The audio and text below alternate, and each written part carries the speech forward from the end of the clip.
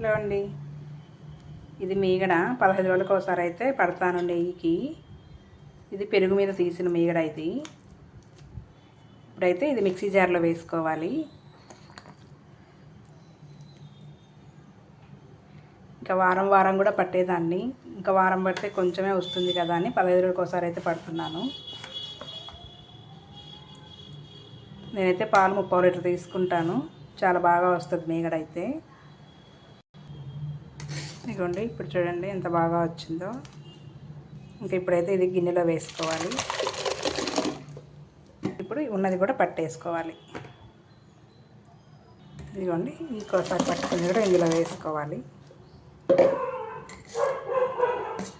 ఇదంతా ఒక గిన్నెలో తీసి పెట్టుకోవాలి.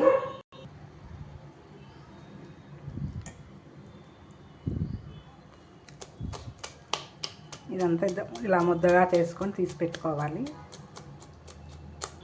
ఇంకొక గిన్నెలో అయితే వేసుకోవాలి. మొత్తం ఇలానే వేసుకోవాలి. సజ్జ రొట్టెల్లో చాలా బాగుంటుంది. మాకు బాగా తింటారు సజ్జ రొట్టెల్లో వెన్నపూస.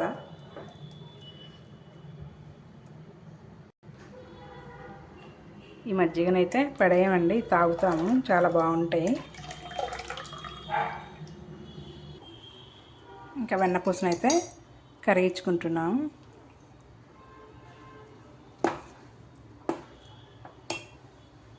పొంగు వస్తుంది, దగ్గరుండి చూసుకోవాలి. మొత్తం అయితే కరిగిపోయింది. ఇప్పుడు దేని సపరేట్ అయిపోయిందండి. చూడండి, నెయ్యి ఇంకా ఎర్రగా వచ్చేంత వరకు కాకబాల స్మెల్ వస్తుంది. ఇందులో తమలపాకులు వేసుకోవాలి. తమలపాకు చెట్టు ఇంట్లోనే ఉందండి, ఆ తమలపాకులో ఇవి వేస్తున్నాను.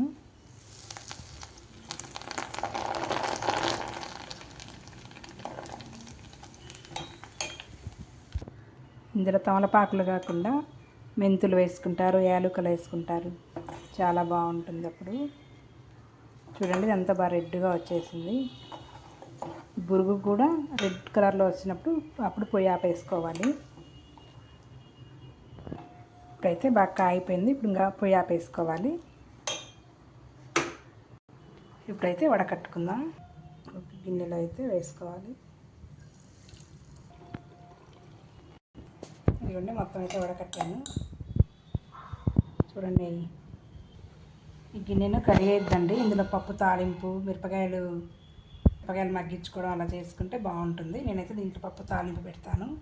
మా నెయ్యి 15 రోజులకు వచ్చిన నెయ్యి ఇది.